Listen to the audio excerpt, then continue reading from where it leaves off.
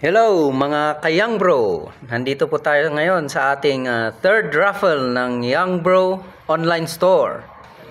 Ito po yung pang-raffle natin, 1 to 10. 10 slots po ito. Bibili lang po kayo ng isang Adlife Herbal Coffee. Ayan po, 385 po ang isa. Ayan, kompleto na. So, lalagay na po natin dito sa galon natin. So, ayan, tatlo-tatlo na ang lagay natin. So 1 to 10 talaga yan. Ang mapanalunan natin dito ay yung isang account na classic ng OPI. Yung 3,800. So hindi na po kayo nagbayad. Ngayon, sino po yung mga kasali? Yung kumuha ng tig-isang boxes, yung bumili. Yan, si Sir Ronnie ang magsasabi.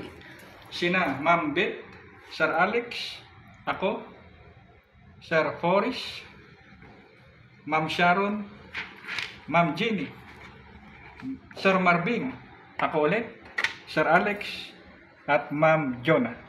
Ayun, 10. Okay, sakto. Ngayon, wala po kasi akong pangalan dito. Hindi ako nakasali, hindi ako nakabili. Kaya ako po ang bubunot. Ayun, so si Sir Ronnie muna ang mag-video. Ayan, ayan. So, nami-mix po talaga siya. So, wala po siyang daya.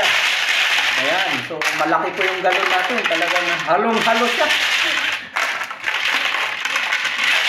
Ayan, isa lang po. Ayan, ayan, ayan.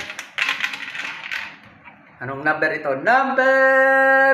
Naku! Sa 4 na eskina ng mundo.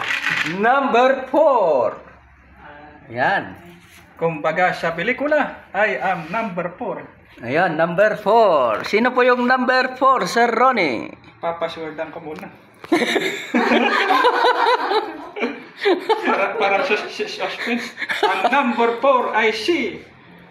Talagang mapalad kapag number 4, si Sir Forrest. Sino pala ito? Sir Forrest. Ito ay si preacher o pastor Dandy. Ay! Si Pastor Dandy pala to.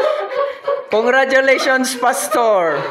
Kayo po ang nanalo ng account ng OPI worth 3,800. Hindi na po kayo nagbayad ng 3,800. Bumili lang po kayo ng isang box, nanalo na. Malakas po talaga ang panalangin ni Pastor.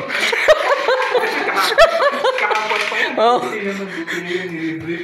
So, nandito po tayo ngayon sa pwesto naman na office ni Ma'am Beth. Ayan. So, kaway Ma'am Beth, kung meron kayong gustong about real estate na siya po ang kausapin natin.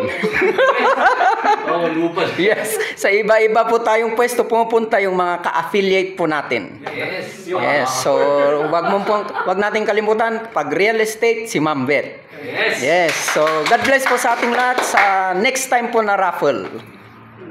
Naka-YouTube channel yan. No. Kasaka YouTube channel.